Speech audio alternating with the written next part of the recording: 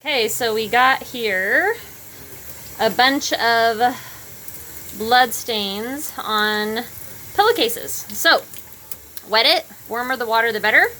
I just rub a little net up here on there, and at first you're gonna go, oh my gosh, it's not coming out. You can let it sit for a little bit if you want to, but really, if you just take it, agitate it together. Look, it's coming out. That's all you need to do, you guys. Agitate it like that. And there, look. Rinse it. Still using, I prefer hotter water. Out. Gone. Okay? And I have, there was a cut on an ear. And that's how all these happened. And we actually let it sit for quite a while. So, wet it with warm water. Preferably turn off the running water.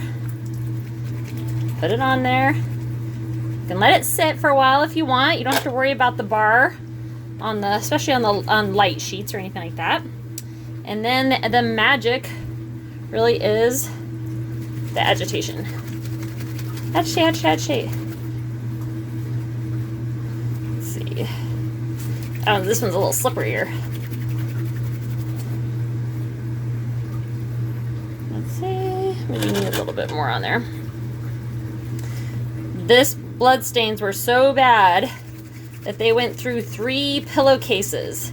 We had all sorts of protectors on that thing. Thank goodness, because the pillow itself is flawless.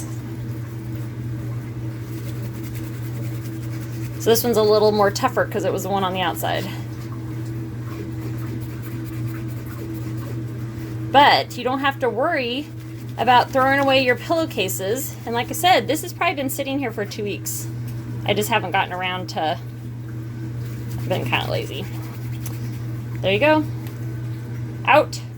And then just turn your hot water on. Rinse, rinse, rinse. Okay, now I'm gonna go ahead and get to the rest of these, but I know they're all gonna come out, so no big deal. Thank you.